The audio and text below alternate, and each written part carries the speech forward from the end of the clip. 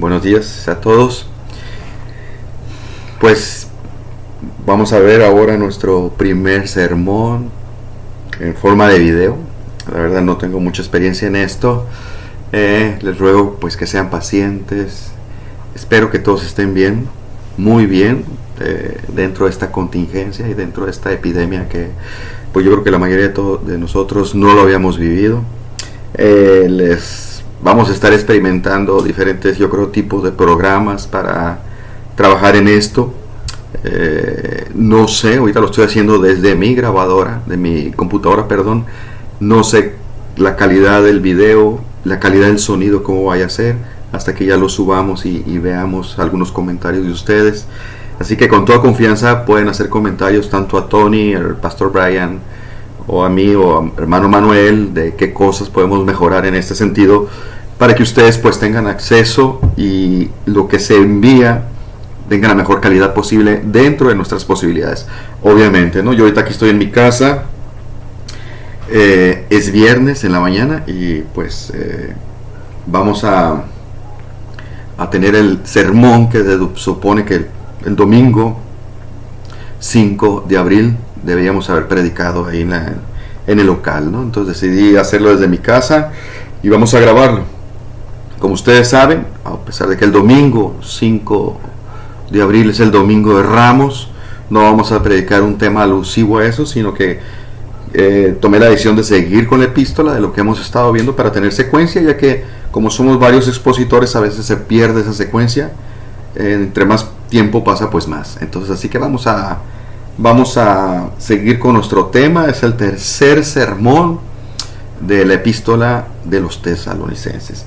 Uno de los inconvenientes que a mí en lo particular me incomoda es que no tenemos la pantalla atrás a un lado de mí como en el culto, donde pongo todos los versículos en los cuales yo me apoyo, y lo hago siempre para ustedes, no por mí, sino para facilidad de ustedes, para que no estén buscando en su Biblia y se distraigan mientras yo estoy explicando el versículo. De esa manera se los pongo a un lado para que lo puedan ver. Hoy no puedo hacer eso, sé que sí se puede, pero no tengo el programa para hacerlo. Entonces lo que pueden hacer, una de las maneras es que mientras yo voy a citar un versículo, ustedes le pueden poner pausa al video, buscan el versículo, lo vuelven a poner y ya no, para no yo citar el versículo, esperarlos que lo busquen, y se va a alargar bastante tiempo en este video, ¿no? Entonces vamos a orar brevemente para empezar y darle tiempo a este sermón que he preparado y que espero que sea de provecho para todos nosotros. Así que acompáñenme a orar, hermanos, por favor. Señor, bendito seas, Padre Santo. Te agradecemos mucho, Señor, esto que nos permites aún en medio de esta situación poder comunicarnos y poder seguir transmitiendo, proclamando tu palabra, Señor. Te pedimos que lo que vamos a proclamar el día de hoy, este sermón, sea fiel, claro, entendible, Señor, apegado a la verdad.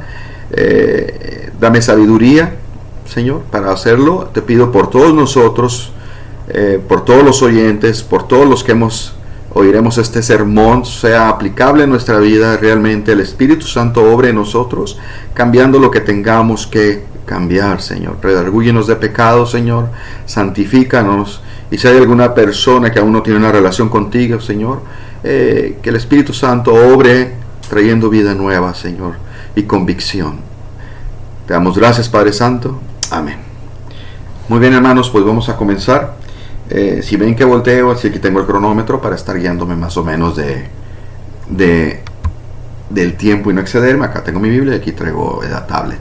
Entonces si van a ver, y el reflejo en mis lentes, sé que se nota. Muy bien, empecemos. Es el tercer sermón. En el sermón anterior vimos, o le pusimos como título, un Dios amoroso que adopta y escoge.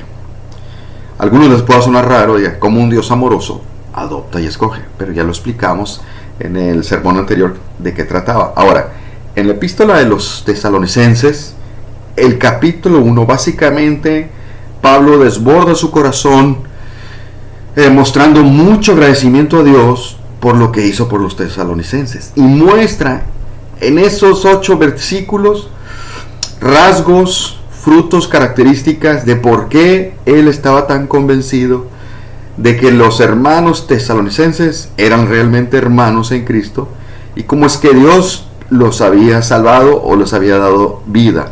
Entonces manifestaba una serie de evidencias. Eso es lo que hace Pablo en el capítulo 1. Entonces dijimos que en el sermón pasado lo que hizo Pablo fue que estaba muy agradecido porque él estaba convencido de que los tesalonicenses eran verdaderamente sus hermanos. ¿Por qué? Y daba dos razones, ahorita lo mencionamos. Uno, porque habían sido adoptados a la familia espiritual de Dios, y segundo, porque habían sido elegidos. Y concluimos que todo esto era porque Dios es un Dios de amor, que en su soberanía y en su misericordia decide elegir y adoptar a unos cuantos, rescatarlos de las garras del infierno por el puro afecto de su voluntad. Eso es algo muy difícil de entender para muchos, no por inteligencia, sino por la gracia de Dios. Pero es una de las doctrinas más controversiales, y aún que el humanismo ha trabajado para torcer, dañar esta verdad que estamos manifestando el día de hoy, ¿no? Pero Pablo no se queda ahí, sigue dando más argumentos de esta conversión, que es lo que vamos a ver el día de hoy en el versículo 5. Nada más el versículo 5 vamos a ver de Tesalonicenses 1. Y lo hemos titulado, aquí me frustra porque quisiera poner el proyector para que vean cómo tengo el esquema, pero el título podría ser El Evangelio Verdadero en Acción. Es importante las palabras, fíjate. El Evangelio, no dije el Evangelio, dije el Evangelio verdadero en acción. ¿Qué ocurre cuando el Evangelio verdadero acciona? Bueno, y hay dos puntos principales. El Evangelio divino, y abajo de este punto, dos subpuntos. El Evangelio divino, y vamos a ver la definición de Evangelio. Y aparte, otro subpunto, el Evangelio verdadero versus o contra evangelio falso. El punto 2 sería la ecuación divina o fórmula divina, como le quieras llamar, y hay dos subpuntos, y es la fórmula o la ecuación. Pon evangelio más Espíritu Santo igual a poder de Dios. Ese sería un subpunto. El otro subpunto, evidencias del resultado. Evidencias del resultado. Ese sería el esquema que vamos a ver el día de hoy, e iniciamos con el punto número 1. Quédate ahí, tu Biblia, márcala en Tesalonicenses 1:5 para que veas. Entonces, punto 1. El Evangelio divino. Dice, pues nuestro Evangelio no llegó a ustedes o a vosotros en palabras solamente, sino también en poder, en el Espíritu Santo y en plena certidumbre. Como bien sabéis, cuáles fuimos entre ustedes por amor a ustedes. Si te fijas ahí, la palabra pues, con la que inicia, cuando menos en mi traducción, en otras traducciones se empezará con otra, pero es similar. La palabra pues es una señal de continuación de lo que estaba diciendo en los versículos anteriores, o continuando con el tema que trae, que son las evidencias o características de por qué estaba seguro que los hermanos tesalonicenses eran verdaderos creyentes. Entonces, si te fijas, dice pues nuestro evangelio. ¿Por qué dice nuestro? ¿Por qué no dice nomás el evangelio? ¿Por qué dice nuestro evangelio? Y aquí es donde entramos en el primer subpunto, que es definición del evangelio, para que le pongas ahí. Entonces, evangelio en sí, si tú lo buscas en cualquier diccionario teológico o cualquier otro, te va a decir buenas noticias o buenas nuevas. Son nuevas y son buenas noticias, esas son las características. Entonces el evangelio son las nuevas buenas noticias. Pero la primera pregunta que surge es, ¿cómo sabes que son buenas? ¿O por qué le llamas buenas noticias? Bueno, el evangelio son buenas noticias, y lo más importante de todo es que son de parte de Dios. Son noticias que Dios manda al mundo, y es ahí donde se tiene que entender. Segundo, casi todo el mundo dice que sí aquí, pero porque no se entienden las implicaciones. Para allá voy.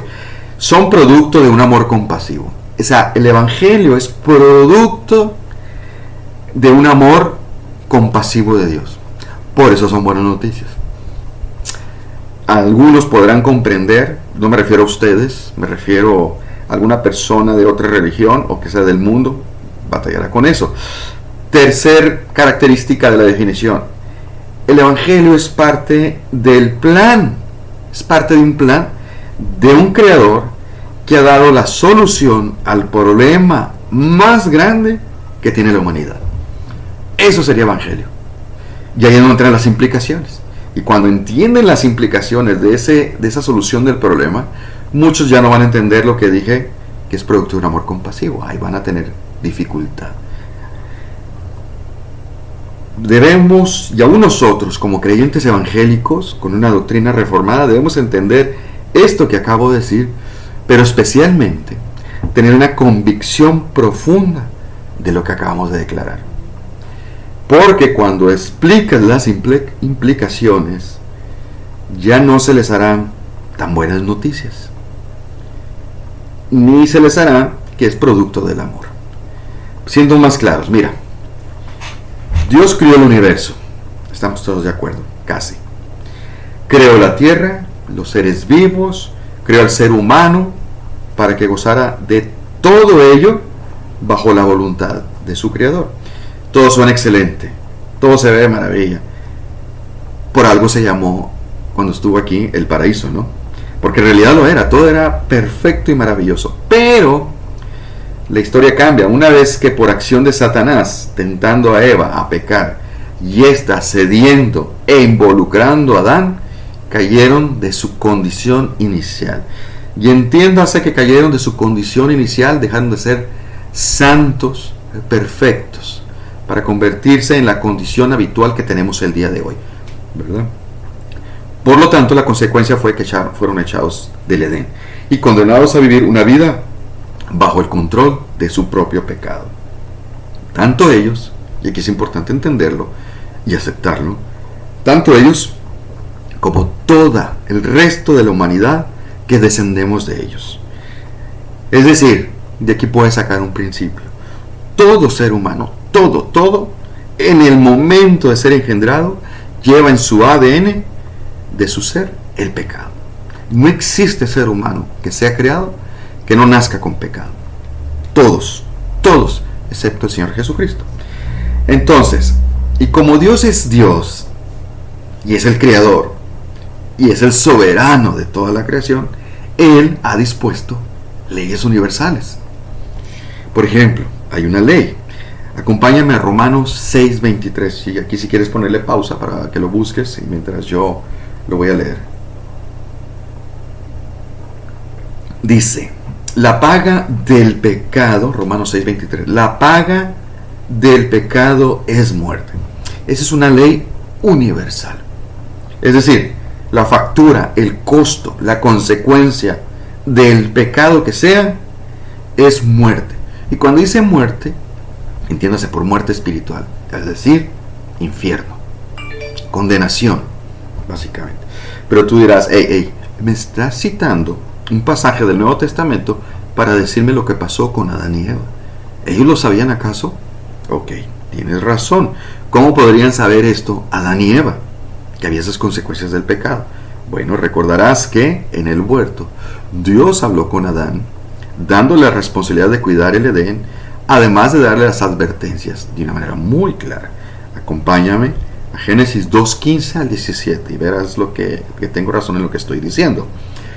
Dice Génesis 2:15 y 17: tomó pues Jehová Dios al hombre, es el varón, y lo puso en el huerto del Edén para que lo labrara y lo guardase.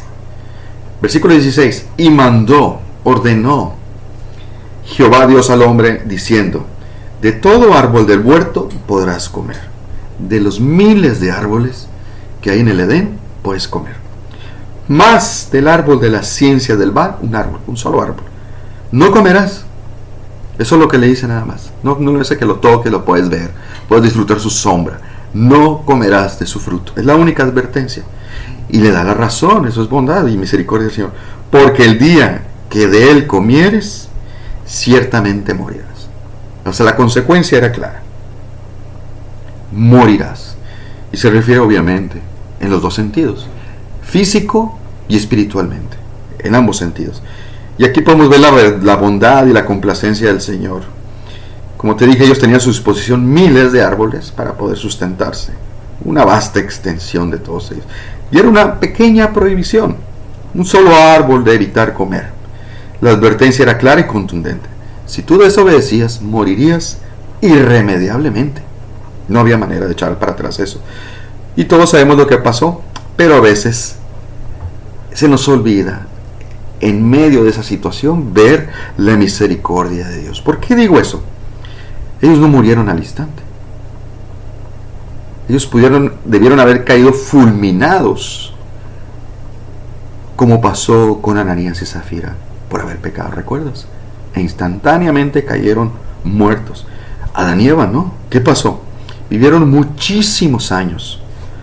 ¿Por qué? Por la misericordia de Dios. Ellos iban a vivir eternamente en el Edén, en comunión perfecta con el Señor. Pero debido a su pecado que cometieron, la desobediencia, debieron haber sido enviados instantáneamente al infierno, mas no fue así. Siguieron viviendo muchísimos años. Y Dios, en su bondad, aún así, los bendijo con hijos, hijas, prosperidad económica, salud, trabajo, etcétera, etcétera. ¿Sí? Como sucede con nosotros. Pero algo maravilloso también pasó en medio de toda esta situación caótica. Les dio una esperanza para su problema. Les dio el Evangelio. ¿Dónde dice esto? ¿Dónde viene el Evangelio? En Adán y Eva. Acompáñame a Génesis 3:7. Búscalo, Génesis 3:7. Dice: entonces fueron abiertos los ojos de ambos, Adán y Eva, y conocieron que estaban desnudos. Tuvieron conciencia y se vieron ya pecaminosamente, porque siempre estuvieron desnudos.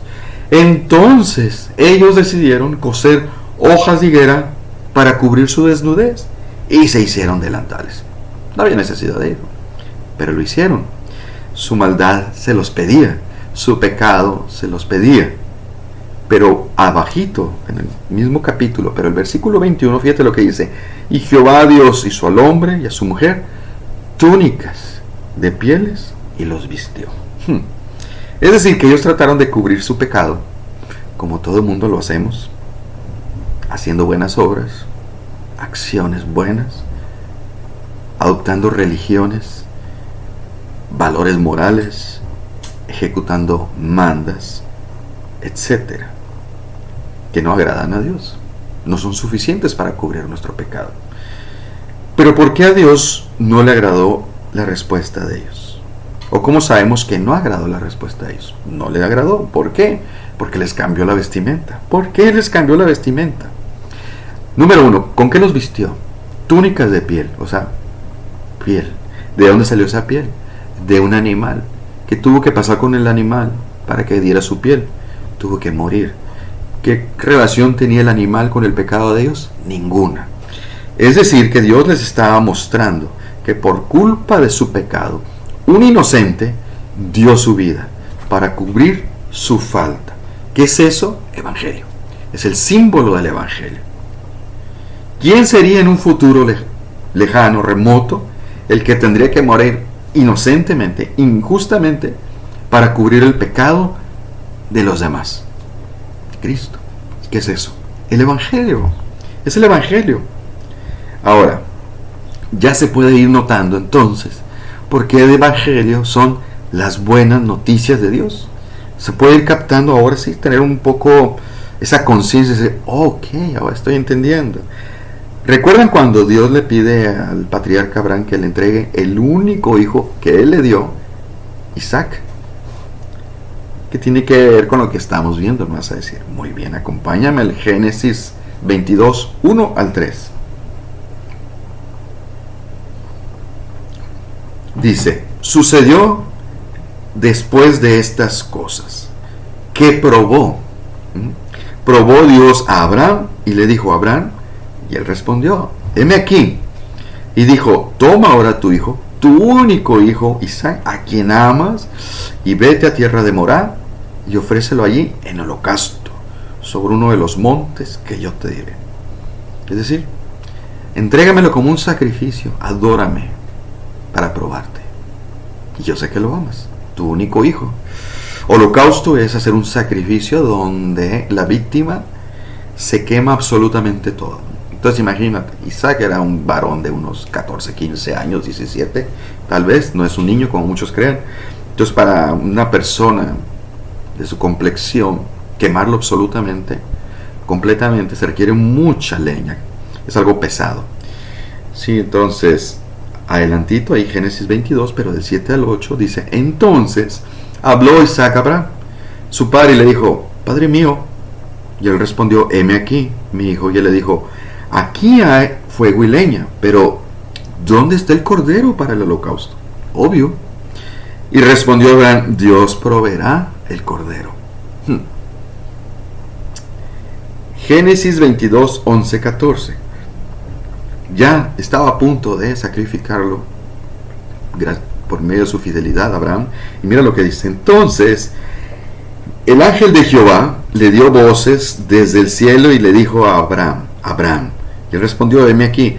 Dijo: no extiendas tu mano sobre el muchacho, ni le hagas daño, porque ya conozco que temes a Dios. O sea, ya pasaste la prueba que te había puesto.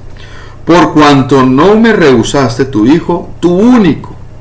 Entonces alzó Abraham sus ojos y miró, y he aquí a sus espaldas un carnero trabado en un zarzal por sus cuernos. Y fue Abraham, tomó el carnero, y lo ofreció en holocausto en lugar de su hijo, sustituto. Y llamó a Abraham el nombre de aquel lugar: Jehová proveerá. Por tanto se dice hoy: en el monte de Jehová será provisto. Todo esto que sucedió allí con Abraham era un simbolismo, aunque muchos distorsionan y toman la última frase: Dios proveerá, y cuando están en una situación de carencia quieren citar esto como Dios proveerá. No está hablando de eso, está hablando de otro tipo de provisión. Es un simbolismo del Evangelio. Cristo es el Cordero de Dios. Ese Cordero es un símbolo, una figura de lo que Cristo es. Es el Cordero de Dios que proveyó para los pecadores. Es el Cordero de Dios que quita el pecado del mundo. Ese Cordero no más salvó la vida de Isaac. Cristo es el Cordero que quita el pecado del mundo.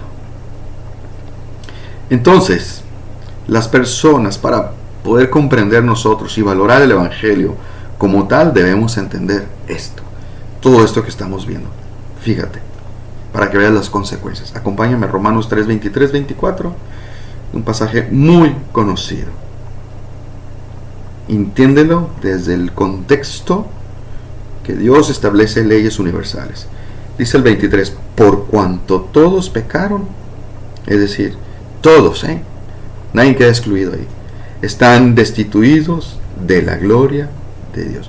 Por cuanto todos pecaron, están destituidos de la gloria de Dios. Es decir, debido a que todo humano es pecador, está separado de Dios. Eso es lo que está diciendo. Hay una separación abismal entre la humanidad y entre Dios. Por eso el Evangelio son buenas noticias. Porque las malas noticias, que es esa separación, puede ser erradicadas. Y lo dice el 24, Romanos 3, 24.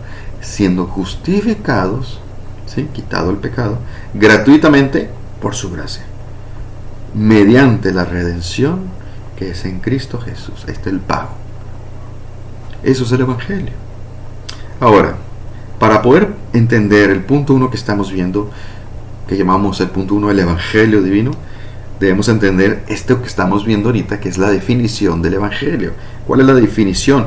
Y dijimos que Pablo utiliza la expresión nuestro Evangelio. ¿Por qué dice nuestro? Porque no todo Evangelio es igual. Suena parecido, tiene los mismos actores, parece la misma trama, pero no todo es igual. Así que no todo Evangelio es nuestro Evangelio. El único Evangelio que podemos considerar como nuestro es el bíblico. Pero como todo mundo argumenta, dice y defiende que su Evangelio es bíblico, ¿cómo podemos saber cuál es bíblico? Aquí pasamos al segundo subpunto: Evangelio verdadero versus Evangelio falso. ¿Se acuerdan? En algunas ocasiones hemos usado una ilustración de un trabajador banquero que para poder identificar los billetes falsos que constantemente cambian y es muy difícil aprendérselos, la única manera de poderlo hacerlo bien es conociendo el billete verdadero. Entonces cualquiera que no sea como él, pues va a ser falso, así de fácil, ¿no? Así que cualquier billete que no se pareciera al original, aunque tuviera el mismo tamaño, oliera igual, pesara lo mismo, se viera igual, si no era idéntico al verdadero, era falso, idéntico. ¿Viste la palabra que usé? Asimismo, es con el Evangelio. Un pequeño cambio, una pequeña diferencia en su estructura lo convierte en un evangelio falso. Tú podrás pensar, qué radicales, qué extremistas.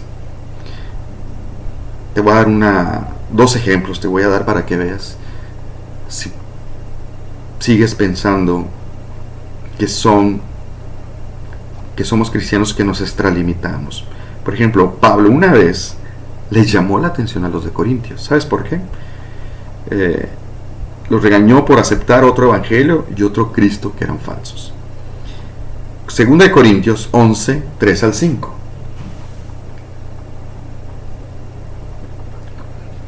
Segunda de Corintios 11, 3 al 5. Dice, pero temo que como la serpiente con su astucia engañó a Eva, vuestros sentidos sean de alguna manera extraviados de la sincera fidelidad a Cristo.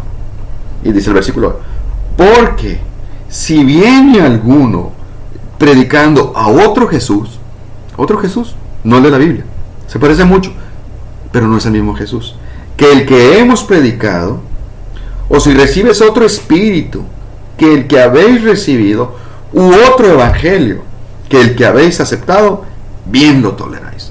Es un regaño, es una llamada de atención fuerte que hace Pablo a los Corintios. ¿Por qué? Porque estaban entrando unos falsos maestros, unos supuestos apóstoles que estaban siendo adversarios de él y mermando su ministerio, ¿no? Y traían otros tipos de enseñanzas que parecían muy similares, con otro Jesús, con otro evangelio.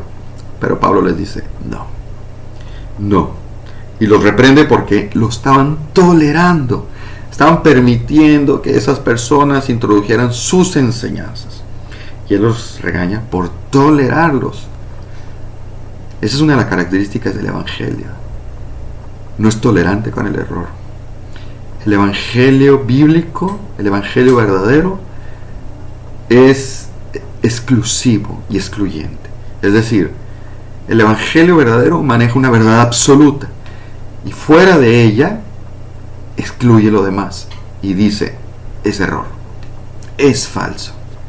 Por eso el evangelio verdadero es odiado por el mundo. Jesús murió por el evangelio verdadero. Solo debemos aceptar nuestro evangelio, el bíblico.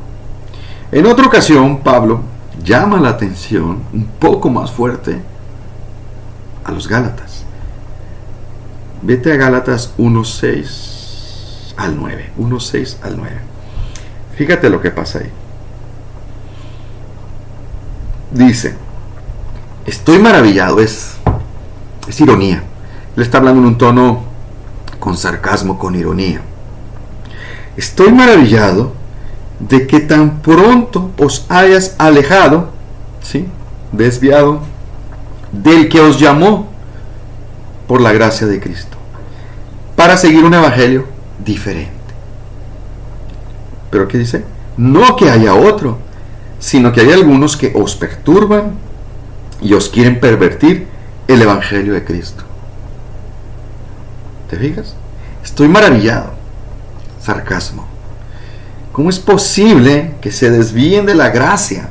Están desviando, están rechazando, están pisoteando la gracia de Dios para seguir un evangelio diferente que es falso. Dice el 8. Fíjate cómo se expresa duro Pablo. Mas si aún nosotros, el equipo misionero, los apóstoles, o un ángel del cielo os anunciare otro evangelio diferente, del que les hemos anunciado sea anatema, sea maldito. O sea, maldito la persona que proclama un evangelio diferente que el de la Biblia. Eso es lo que está diciendo. 9. Como antes hemos dicho, también ahora lo repito, lo vuelve a decir. Si alguno predica diferente evangelio del que habéis recibido, sea anatema. 2 veces vuelve a decir maldito. Para que veas que no somos radicales, somos bíblicos. Es lo correcto. ¿En qué era diferente ese evangelio que estaban permitiendo entrar los gálatas y que Pablo lo condena tan fuertemente? Estas personas que estaban entrando eran los judaizantes, ¿sí? Eran judíos que guardaban la ley y supuestamente se habían convertido al cristianismo, y ahora ellos traían esa enseñanza mezclada, ese sincretismo del judaísmo y cristianismo. Y lo que estaban diciéndole ahora a los cristianos gentiles, que si querían ser salvos verdaderamente, aparte del evangelio, tenían que cumplir con ciertos requisitos de la ley. Entonces podrían ser salvos y agradar hacia Dios. Si no, no. Eso es lo que estaban enseñando. ¿Y por eso ya son malditos? Sí. Por eso es gravísimo lo que hicieron. Y Pablo usa palabras: perturbar y pervertir el evangelio de Cristo. Y cuando decimos evangelio de Cristo, está implícito la gracia. El evangelio es gracia, no hay mérito humano. Entonces, cuando cualquier persona distorsiona el evangelio, normalmente mete méritos humanos. Sí, por ejemplo, en este caso los judaizantes podría haber sido: te tienes que circuncidar, tienes que dejar de comer ciertos alimentos, tienes que guardar ciertos días, si no, no puedes ser salvo. Es decir, si tú haces esta serie de cosas, más evangelio, puedes ser salvo. Es decir, la gracia de Dios más mis méritos. Todo evangelio falso conlleva esta variable: hacer méritos humanos. Y esto merma la gracia, y no puede ser así. No es compatible la gracia con los méritos humanos. El evangelio es pura gracia, no hay absolutamente mérito humano alguno. En el momento que tienes que añadirle a algo, lo que sea, lo conviertes en méritos humanos y quitas la gloria y la honra a Dios. Por eso todas las congregaciones, todas las religiones que enseñan que para agradar a Dios, para ganarse el favor de Dios, para ir al cielo, debes añadirle a tu fe ciertas cosas, eso ya es falso. Eso ya es un evangelio falso. El evangelio de las obras: bautízate, haz estas cosas, haz lo otro. No. Nadie. La salvación, el evangelio es para la salvación. Nadie se salva haciendo ninguna obra en absoluto. La salvación solamente es por fe. No hay nada que añadirle. Y todo eso, por poquito que le pongas tú para añadirle, lo convierte en un evangelio falso.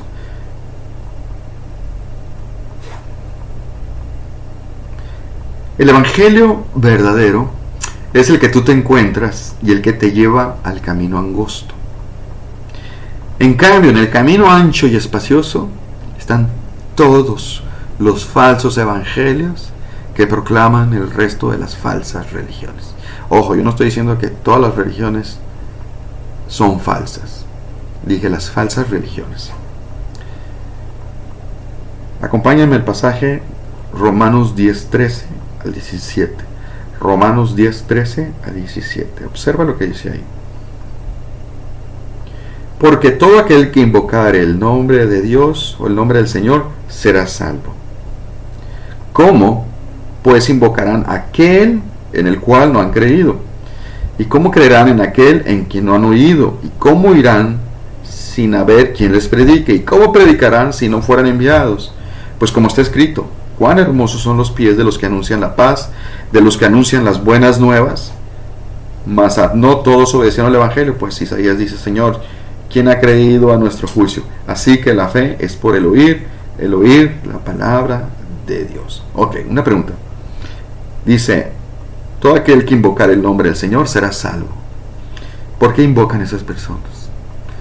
Muchas personas, cuando están en el lecho de muerte o en ciertos peligros, donde saben que su vida corre peligro, invocan. No es precisamente eso. No digo que todas las personas que están en esa situación no están invocando genuinamente a Dios, pero la mayoría lo hace por temor y solamente por salvar su vida. Su instinto de supervivencia se lo pide. Si no tienen a quién recurrir, pues recurren al único más grande que puedan creer que en ese momento exista, que es Dios. Pero no está hablando de ese invocar. Todo aquel que invocar el nombre del Señor, y es específico, se refiere a Cristo, será salvo. Tiene que invocar a Cristo, tiene que clamar a Cristo. ¿Por qué esa persona invoca? Porque reconoce su miseria espiritual, no porque tiene miedo de morir. Esa es la diferencia y cuidado. Reconoce su miseria espiritual, entiende su condición perdida de que no puede hacer nada por su salvación, así que clama al único que lo puede salvar de esa situación espiritual caída. ¿Me explico? Pero ¿cómo puede ser eso?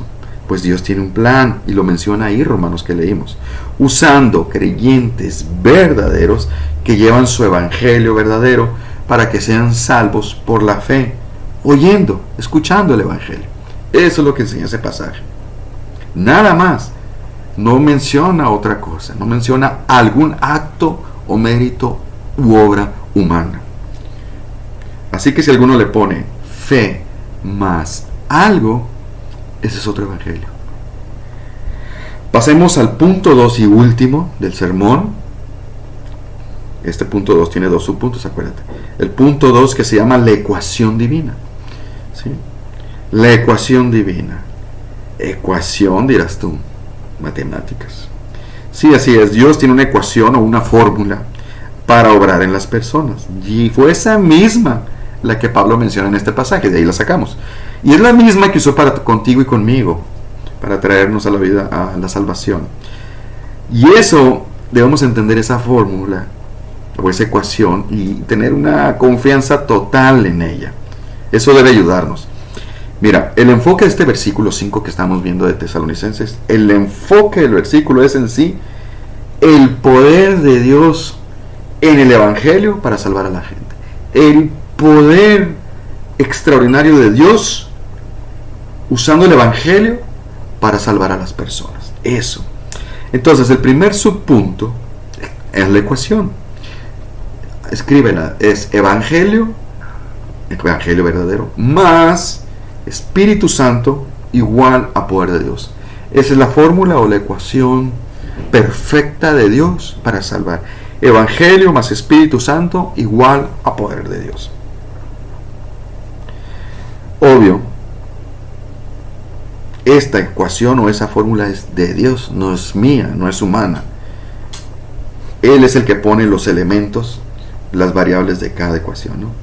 Entonces, Pablo redacta en la carta que el evangelio verdadero, o sea, nuestro evangelio, dice que no llegó a los tesalonicenses solamente en palabras. Lo podemos leer. Dice el Tesalonicenses 1:5.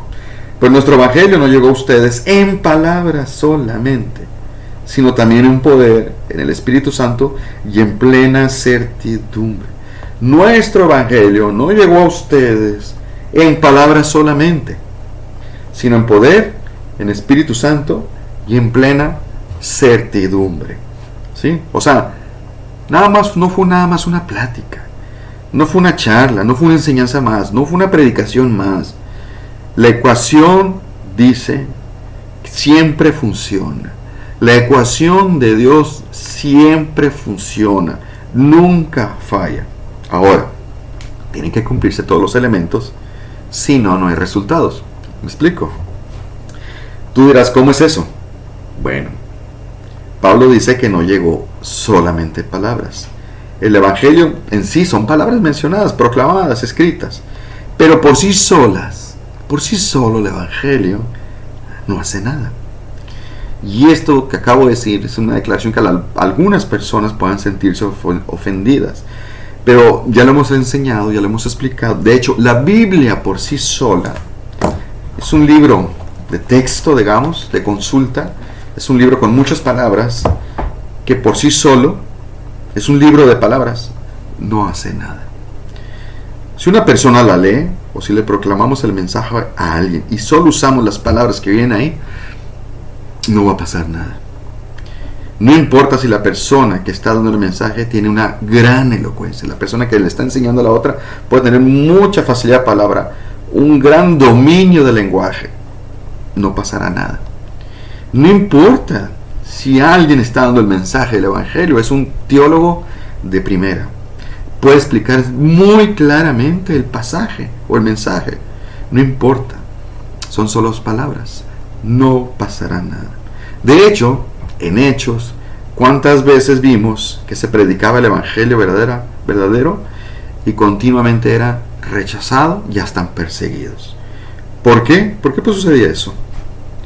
Mira, déjame leerte algo que traigo aquí. Es verdad que si nos compete, es decir, si se nos exige a nosotros emplear toda la persuasión, es decir, toda la argumentación, la convicción y todas las mejores formas de comunicación de las que seamos capaces y asegurarnos de que nuestra motivación sea transparente, sencilla, santa delante. Es decir, se nos exige a nosotros, como mensajeros, usar lo mejor que tengamos para llevar el mensaje. La mejor expresión que puedas tener en tus palabras, los mejores argumentos que tengas, ¿sí? La mejor motivación también, que sean pura, transparente. Pero debemos comprender que nadie jamás se ha convertido como resultado solamente de la excelencia de las palabras humanas o de la sinceridad del predicador. Puede ser muy sincero, puedo tener mucha elocuencia en las palabras y no suceder absolutamente nada. Las palabras tienen su importancia, de hecho son imprescindibles, pero no nos bastan las meras palabras, como tampoco nos bastan la elocuencia del discurso, la emoción del ambiente, la persuasión humana o el carisma del predicador. Todo eso es importante, pero no es suficiente. Todo eso significa que el predicador no puede ni debe confiar en sus propias habilidades, sino que tiene que depender totalmente de la ecuación de Dios. El mismo Dios que es soberano en la elección, en la adopción, también lo será en el llamamiento. ¿Sí? Mira, acompáñame a Corintios, 1 Corintios 3, 6 al 7, a ver si se entiende lo que estoy tratando de entender, para que no se distorsione. Yo planté, es Pablo el que habla, yo planté la semilla, ¿no? Apolo regó, pero el crecimiento lo ha dado Dios. Así que ni el que planta es algo, ni el que riega, sino Dios que da el crecimiento. Se fijan, ni el excelente predicador que era Apolos, que era reconocido por ser un excelente comunicador y predicador, ni el teólogo culto y sumamente preparado Pablo, son en realidad algo importante en la conversión de las personas. Son solo sembradores de la palabra, portadores del mensaje, eso es lo que somos, nada más eso. Dice, pero el que da crecimiento, dice el versículo, ¿qué es crecimiento? Vida. El que da vida, el que da crecimiento, el que verdaderamente es importante en la ecuación de la salvación, es Dios, absolutamente y únicamente. En la ecuación no aparecemos nosotros. Tristemente hay personas que han llegado a confiar, y cuidado con esta expresión, tanto en las palabras de la Biblia, que lo manejan como un amuleto o una porción mágica. Cuidado con eso que acabo de decir, no se me vaya a malinterpretar. Hay personas que creen que por repetir con intensidad y gran energía ciertos pasajes, las personas se verán afectadas. ¿Me explico? Hay personas que interpretan mal algunos pasajes, los sacan de contexto, confiando plenamente en el mensaje erróneo que extrajeron, y creen que por eso van a provocar algo. ¿Sí me explico lo que quiero entender? La Biblia es un libro sagrado, es el único libro inspirado y escrito por Dios. Pero la Biblia por sí sola nos salva. Es uno de los variables de la ecuación, es uno de los elementos que Dios usa para salvar. Nadie se salva sin escuchar la palabra de Dios. Pero la palabra por sí sola, y ahí es donde vamos ahorita. Voy a poner un ejemplo de uno de los versículos que es muy distorsionado y es usado de esa manera equivocada, como diciendo, la Biblia es mágica. Isaías 55:11. Isaías 55:11. Muy famoso y muy conocido este pasaje. Así será mi palabra que sale de mi boca. No volverá a mí vacía, sino que hará lo que yo quiero y será prosperada en aquello para lo que la envié. Por mucho tiempo muchas personas han usado este pasaje como una certificación, como una certeza de que si tú citas cierto pasaje, cierta palabra a un inconverso, este deberá obrar en él. Si oyó la palabra, si oyó la predicación, se va a salvar. No está enseñando eso. Ese pasaje no enseña. La palabra de Dios ahí habla de que sale de mi boca, no va a volver vacía. La palabra de Dios lleva dos sentidos. Uno para bendición, que es cuando da vida o santifica, y el otro es juicio o condenación. ¿Sí? Una persona que constantemente oye la palabra y no se convierte, y al final de su vida termina muriendo, esa persona va a tener más juicio y condenación por haber estado expuesto mayormente a la luz del Evangelio y de la palabra y no haberse arrepentido y creído. Eso aplica en este pasaje que acabamos de ver. Pero la palabra por eso siempre cumple su cometido, uno de los dos, bendición o juicio. Después de 3 años de proclamación fiel de la palabra de Dios por parte del Señor Jesucristo, ¿cuántos judíos crees que se habían convertido y habían reconocido que Él era el Mesías? Casi ninguno, muy pocos. Asimismo, muchos de los profetas que proclamaron fielmente el mensaje de Dios fueron rechazados por Israel. ¿Te fijas? Citando el versículo de Isaías. Y fue así también con el ministerio de los apóstoles. Pablo mismo no tuvo mucho éxito entre los judíos de Tesalónica, donde estamos hablando, sino que tuvo éxito con los gentiles. La proclamación fiel de la palabra, la proclamación fiel del Evangelio, no garantiza una respuesta positiva en los oyentes. No, es una parte de la ecuación, falta el resto. A eso es lo que voy.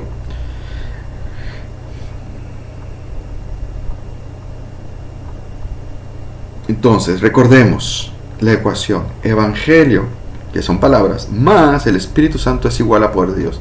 Entonces, si a las palabras que le compartiste a esa persona, si el mensaje que se predicó, si a la conversación que tuviste sobre el Evangelio, y que lo hiciste correctamente, con teología correcta, con una claridad correcta, con una motivación correcta, si a todo eso se le añade la acción, la intervención del Espíritu Santo, que es el segundo elemento de la ecuación, ahí sí, entonces sí, forzosamente, sí, habrá resultado y será ver el poder de Dios. Así es la ecuación. Evangelio más Espíritu Santo es igual a poder de Dios. Inevitablemente, invariablemente, siempre que el Evangelio sumado con la acción o la participación del Espíritu Santo, siempre hay manifestación de poder de Dios. La evangelización no puede limitarse solamente a las palabras. Si se queda ahí no sucede nada. Tampoco puede haber una comunicación eficaz del Evangelio sin ellas, pues el Evangelio es en sí palabras. De hecho, fíjate, cuando estamos estudiando cómo se sembró la iglesia de Tesalónica, que lo describe en Hechos 17, aquí lo tengo, para que veas cómo transmitieron el Evangelio. Hechos 17, 2 y 3, acompáñame para que veas cómo se manifestó el Evangelio. Usando palabras, pero fíjate cómo usaban las palabras, fíjate bien. Hechos 17, 2, 3 dice: y Pablo, como acostumbraba, ahí está el contexto, es la plantación de la iglesia de Tesalónica, dice. Y Pablo, como acostumbraba, fue a ellos, a los de Tesalónica, y por 3 días de reposo, por 3 sábados, discutió con ellos, declarando y exponiendo por medio de las Escrituras que era necesario que el Cristo padeciera y resucitase de los muertos, y que Jesús, a quien yo les anuncio, cuarto, decía, Él es el Cristo. ¿Te fijas cómo usaron las palabras? Discutiendo, declarando, exponiendo y anunciando. ¿Te fijas? Esa es la manera en que ellos proclamaron el Evangelio, usando palabras. Pero en este caso, en Tesalónica, gracias a Dios, participó la parte del Espíritu Santo, y por eso es que Pablo está tan agradecido con Dios de que se viera el poder divino, ¿sí? Entonces, mira, fíjate en el pasaje que estamos estudiando, que es el Tesalonicenses 1:5. Nuestro evangelio no llegó a ustedes en palabras solamente, sino también en poder y en el Espíritu Santo. Sino también en poder. No llegó solamente en palabras, sino también en poder. Ahora, ¿a qué poder se refiere? Y aquí es donde nuevamente venimos y distorsionan. ¿A qué se refiere con poder ahí? Y normalmente cierto tipo de grupo de personas suelen asociarlo con la idea de milagros espectaculares, manifestaciones sobrenaturales. No está hablando de eso. A estos han contribuido, sí, hay un movimiento de señales y prodigios, que ese movimiento sostiene, fíjate porque lo sacan de esos pasajes, que la evangelización solo es eficaz si va acompañada por milagros, sanidades y la concesión de dones espirituales. No está hablando de eso este pasaje. Ese poder dínamos, que en griego se llama dínamos de dinamita, de donde viene nuestra palabra dinamita, hablando del poder que tiene tan explosivo, tan poderoso, no está hablando de señales y prodigios. ¿Es a eso a lo que el apóstol se refiere cuando afirma el evangelio llegó con poder? ¿A señales y prodigios? No. Rotundamente no. Eso es una falsedad. Entonces, ¿de qué poder habla? Veamos el versículo nuevamente. Dice, sino también en poder, en el Espíritu Santo y en plena certidumbre. Ese poder tan grande que ahí se menciona es la acción, la intervención de Dios, el Espíritu Santo, obrando intencionalmente, tanto en el mensajero como en el oyente. Y eso se entiende analizando el griego. Es la acción, la intervención, obrando intencionalmente, tanto en el mensajero como en el oyente.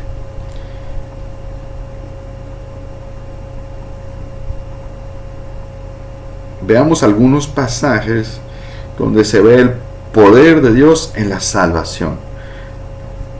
Un pasaje muy conocido, acompáñame, Romanos 1:16.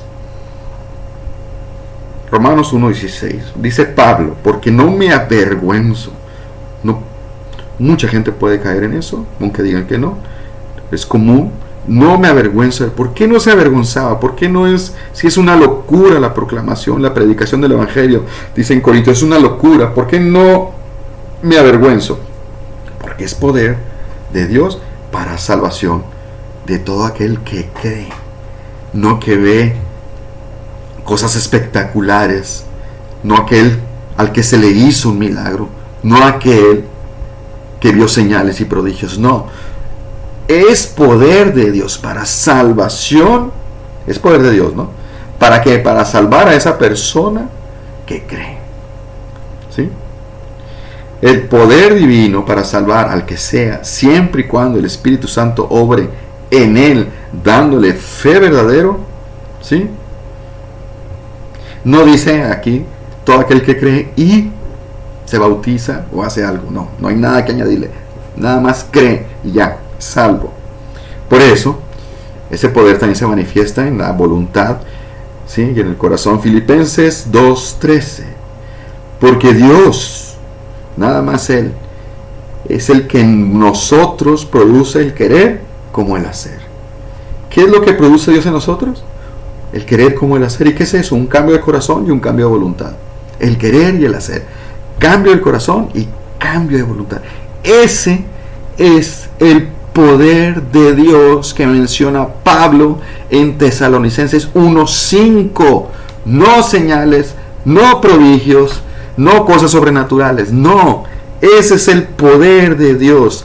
Cambio de corazón, cambio de voluntad. A eso se está refiriendo. Es el poder de Dios obrando el Espíritu Santo en la persona. La palabra de Dios sin el Espíritu Santo es impotente. Pero potenciada por el Espíritu Santo es poder de Dios. Como dicen algunos teólogos, dinamita pura. ¿Sabes cuándo? ¿Cuándo es cuando podían los discípulos de Cristo, los apóstoles mayormente y algunos discípulos que tenían, cuándo es cuando mejor podían evangelizar? ¿Cuándo crees que era el mejor momento para evangelizar. ¿Cuándo crees tú? Hechos 1:8. No antes, después de Hechos 1:8. Pero recibiréis poder. No ahorita, ya eran creyentes. Pero recibirán un poder. ¿Cuál es ese poder? Cuando haya venido sobre vosotros a morar el Espíritu Santo. Y me seréis testigos, ahora sí. Porque ya vas a tener el poder de Dios, el Espíritu Santo morando en ti. Ese es el poder de Dios.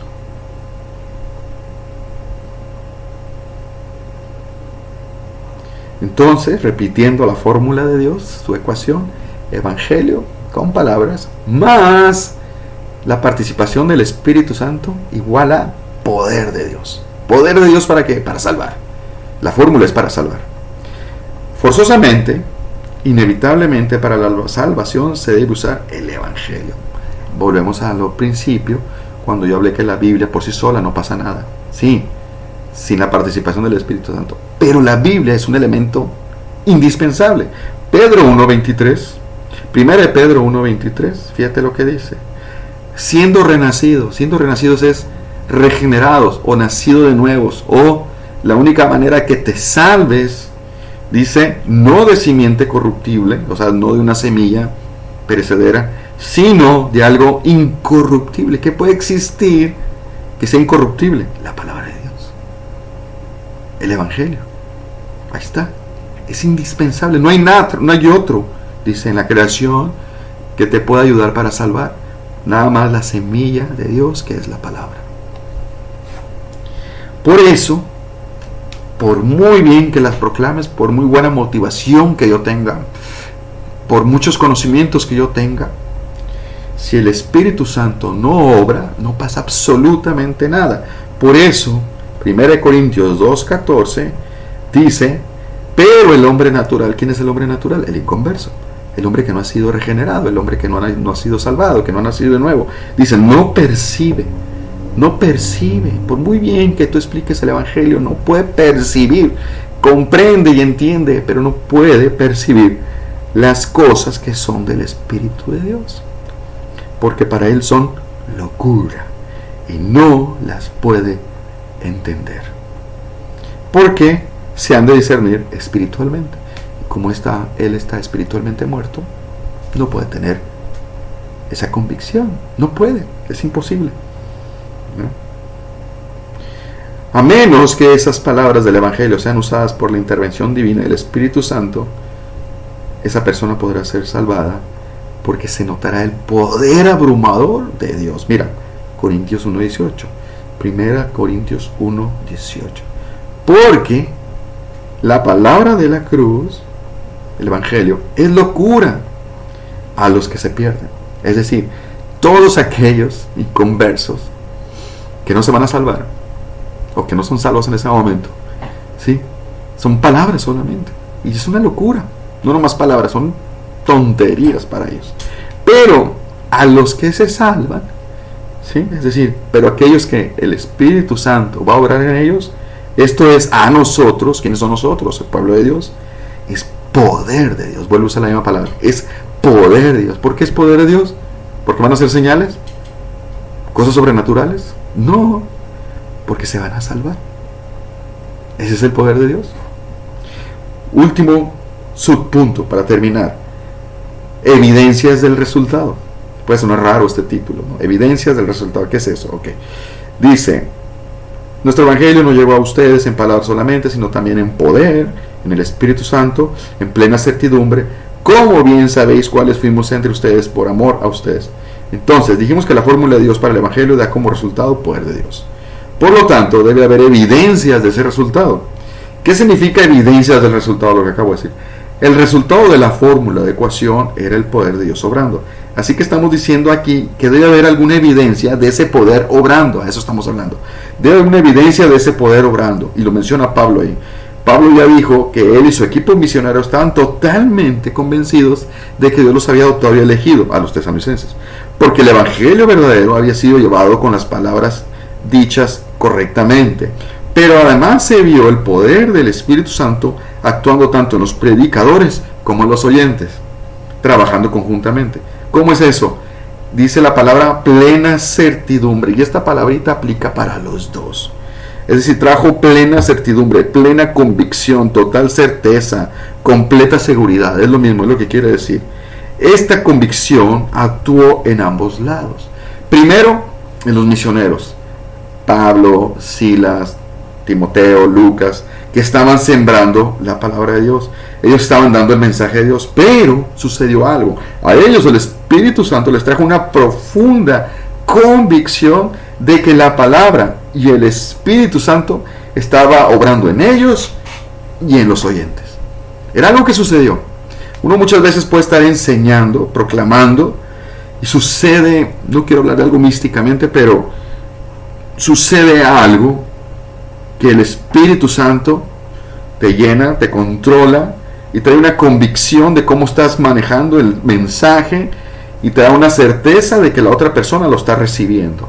Hay una recepción de la palabra. Pero a la vez, en el otro sentido, es decir, en los oyentes, trajo también total certeza, total seguridad de ¿qué? De que el mensaje de esas personas que traían era el mensaje de Dios. No eran palabras solamente. Ellos tuvieron una convicción de que eran palabras de Dios. Y eso solamente lo pudo haber hecho el Espíritu Santo en los dos, no era cosa humana. Que era la verdad absoluta, ¿verdad? Parte de esa ecuación o de esta fórmula que está implícita ahí en esa certeza, en plena certeza que dice, está una característica, los oyentes, la actitud del sembrador, es decir, lo que los oyentes ven en el portador del mensaje. ¿De dónde sale esto? En la última parte del versículo dice, como bien sabéis cuáles fuimos entre ustedes por amor a ustedes. La Reina Valera tal vez suena un poco complicado, te lo voy a decir en otras dos versiones un poco parafraseadas. Por ejemplo, en una versión dice, como bien saben, estuvimos entre ustedes buscando su bien. Pero dice, como bien saben, ellos se dieron cuenta, como bien saben, estuvimos entre ustedes buscando su bien. Otra traducción parafraseada. Y ya saben de nuestra preocupación por ustedes, por la forma en que nos comportamos entre ustedes. Es decir, en realidad, tanto Pablo, Silas, Timoteo y Lucas manifestaron el amor por los tesalonicenses. ¿Cómo? Porque en realidad ellos estaban preocupados, en realidad estaban interesados por el bienestar espiritual. De manera que cuando estaban proclamando el mensaje, cuando los estaban discipulando, los tesalonicenses percibieron esa actitud, esa motivación genuina. No es que queremos plantar una iglesia y ya, queremos ganar gente, queremos aumentar la membresía, quiero un porcentaje de crecimiento. No, ellos estaban realmente, los de Tesalónica percibieron, por eso tuvieron esa plena certeza, esa plena convicción. Vieron que la motivación de estas personas era genuina. Es algo que el Espíritu Santo usa para bien de la persona que va a salvar. Así es el poder de Dios, así es la fórmula, así es su ecuación. Ya para terminar, podemos decir que la predicación de este equipo misionero se caracterizó básicamente por tres cosas. Por la renuncia de una elocuencia humana, es decir, hablar bonito, ser un gran, excelente comunicador eficaz. No, hay que decir las cosas claramente y de la mejor manera posible, pero no confiar en ello. Segundo, por el poder divino de parte del Espíritu Santo, obrando poderosamente, tanto en los mensajeros como en los de estos. Tiene que ser así forzosamente. Tiene que llevarse el Evangelio por medio de palabras y tiene que ser obrado por la participación del Espíritu Santo, tanto en la persona que da el mensaje como en la que lo recibe. Además, se debe mostrar la motivación genuina y desinteresada y sincera de los portadores del mensaje. Es decir, el tiempo en que estuvieron en la ciudad de Tesalónica fue un tiempo suficiente para que se dieran cuenta del testimonio, las motivaciones y las intenciones de este grupo misionero, así como la integridad de la vida de ellos. Ellos habían visto que su comportamiento era irreprensible. Así que todo ello fue parte de la fórmula de Dios, dando como resultado la conversión tremenda de estas personas, que hasta el día de hoy son un ejemplo para nosotros. Así que básicamente esto es, hermanos, lo del versículo 5. Espero que haya sido claro. Trataremos de ver algo de las aplicaciones que podamos hacer para nuestra vida. Vamos a orar para terminar y esperemos que todo sea bien. Señor, gracias te damos, Padre Santo, que nos has permitido compartir este mensaje del versículo 5 del primer capítulo de Tesalonicenses. Señor, ayúdanos para comprender estas verdades, que todo haya sido claro, Señor, y que sea de beneficio para la vida de cada una de las personas que lo oigamos. Te damos gracias, Padre Santo. Amén. Muy bien, hermano, me despido de ustedes para que no se haga más largo el video y espero que sea de provecho.